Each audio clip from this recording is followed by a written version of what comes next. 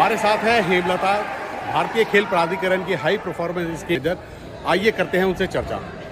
हेमलता जी, आपका पहले तो बहुत बहुत धन्यवाद हमसे बातचीत करने के लिए। हेमलता जी, अगर हम बात करें कि साई भारतीय खेल प्राधिकरण किस तरीके से खिलाड़ियों का चयन करती है प्रतियोगिताओं के लिए?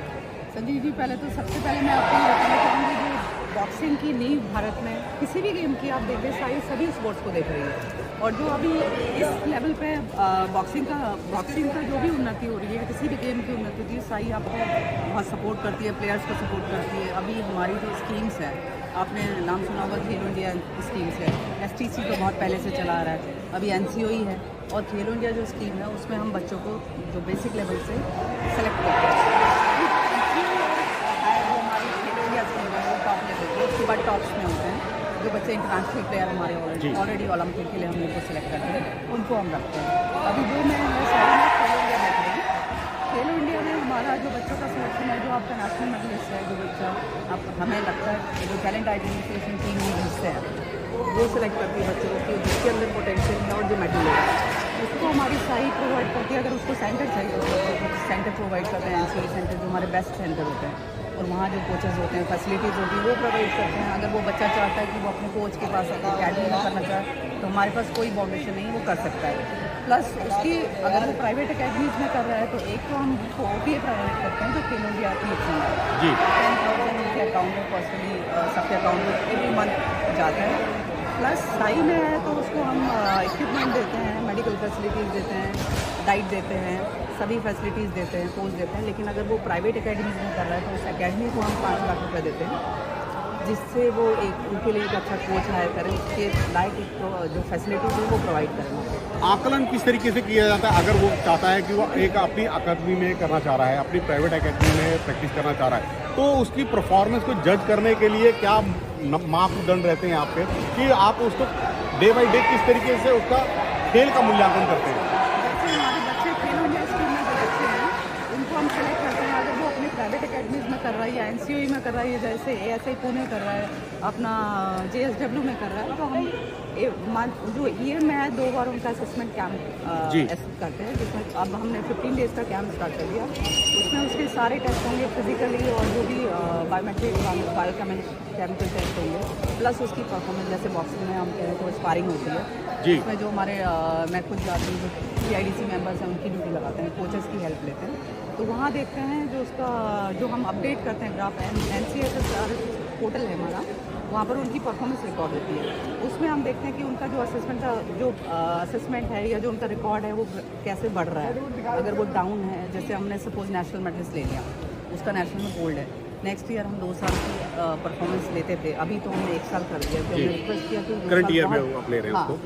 तो नॉर्मली 2 साल में उसकी क्या अचीवमेंट है, क्या उसने रिजल्ट अचीव किया है, और उसकी जो पहले परफॉर्मेंस उसके ऊपर गया है या नहीं गया है, उसके फिजिकल जो टेस्ट हैं वो किस लेवल पर उसको हम देख रहे हैं, तो वो हम उनको असेस करते हैं। प्लस अभी जो HPM HPDs हैं, हाई परफॉर्मेंस मैनेजर हैं, हर जो भी हमारा सेंटर होगा खेलो इंडिया सेंटर, वहाँ कैमरे इंस्टॉल हैं, उनके पास उनका लिंक रहता है, जाके कभी भी जाकर उस पर आप देख सकते हैं वो ट्रेनिंग कर रहा है कि नहीं कर रहा है। तो बेसिकली जो HPM HPD है वो हमारे कोचेज ही हैं। अगर हम बात करें कि खेलो इंडिया यूथ गेम्स, खेलो इंडिया यूनिवर्सिटी गेम्स, जो ये खेलो इंडिया का पूरा प्रकरण है, अगर हम बात करें तो साई जो अपनी योगदान देता है, तो उसमें जो कोचेज हैं उनका कहाँ तक योगदान रहता है? क्या फॉरेन कोचेज की हमें बहुत ज़्यादा आवश्यकता है? मेरा प्रश्न इससे है। मैं HPM होने से पहले एक कोच हूँ और आपको शायद पता ही होगा, मैं वही जानना चाह रहा था कि आप राष्ट्रीय टीम के साथ काफ़ी समय तक आपने अपना योगदान दिया है और बहुत अच्छे रिजल्ट्स रहे हैं हमारे, तो क्या साई के कोचेज पर्याप्त हैं या हमें फॉरेन कोचेज की वाकई बहुत ज़्यादा ज़रूरत है? पहले तो हमारे साई में जो बेस्ट कोचेस हैं उनको लिया जाता है। साई के ही कोचेस नहीं, हमारे इंडिया में हर गेम में इतने अच्छे कोचेस हैं जो सफिशिएंट है, हमें किसी फॉरेन कोच की ज़रूरत नहीं है। बट अच्छा है, साई हेल्प कर रही है, गवर्नमेंट हेल्प कर रही है कि फॉरेन कोचेस आए, कुछ नई चीज़ हम सीखें।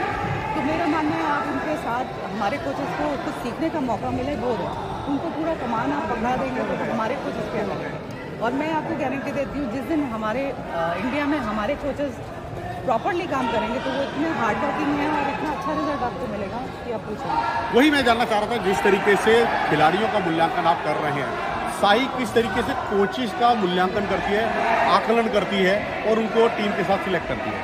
देखिए साई का जो मेन है बच्चों की जो मेंटेनेंस है, जो बच्चों की परफॉर्मेंस है वो हाई लेवल पे हम उनको लेके जाते हैं। अगर जो नेशनल प्लेयर है तो साई का काम है और उनके कोचेस का काम है कि वो ओलंपिक लेवल पे जाए। तो इसी बेसिस पे साई के जो हमारे ऑफिसर्स हैं वो सब ने अलग अलग स्कीम्स हम लोग की है, वो डिटेल में मैं आपको बताऊंगी तो अभी बड़ा टाइम बहुत कम है। तो कोचेस का भी असेसमेंट आपका ये भी होता है, आपको जो आप परफॉर्मेंस आपको फिल करके देनी पड़ती है, उनका भी हम असेसमेंट करते हैं। हम लोग देखते हैं कि कोच की परफॉर्मेंस क्या है, वो कितना मेहनत कर रहा है। हालांकि अब मैं आपका इंटरव्यू नहीं आपको कुछ दिन के लिए बुलाऊँ तो उसमें मैं आपको नहीं कर सकती, क्योंकि कोच की परफॉर्मेंस उसके प्लेयर के बेसिस पर आप चेक कर सकते हैं तो वो कितना काम कर रहा है, कितनी मेहनत से काम कर रहा है वो। बिल्कुल आने वाले ये रिजल्ट हमें बता रहे हैं, जबकि माननीय प्रधानमंत्री का भी लक्ष्य रहा है अब की बार 100 पार ओलंपिक जैसे पोडियम में हमारा प्रदर्शन बहुत अच्छा रहा है।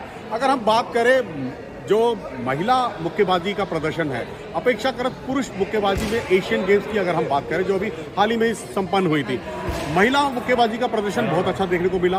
पुरुष भार वर्गों में हमें वो चीज़ देखने को नहीं मिली। बहुत अपेक्षाएं थी, आशाएं थी, मगर उन आशाओं को परिपूर्ण कर पाने में थोड़ा सा एक कमी जरूर दिखाई दी। तो वो कमी पे किस तरीके से कार्य किया जा रहा है? देखिए मैं कहती हूँ ये कमी ना हमारे कोचेज में ना हमारे प्लेयर्स में। कई बार ऐसा रहता है कि बच्चा अपनी मेहनत करता है, कोच भी ये कभी नहीं चाहता कि मेरा बच्चा अच्छा परफॉर्म ना करे, चाहे वो साई कोचेज हो, चाहे नॉर्मल कोच हो या कैम्प में जो काम कर रहे हैं वो कोचेज हो।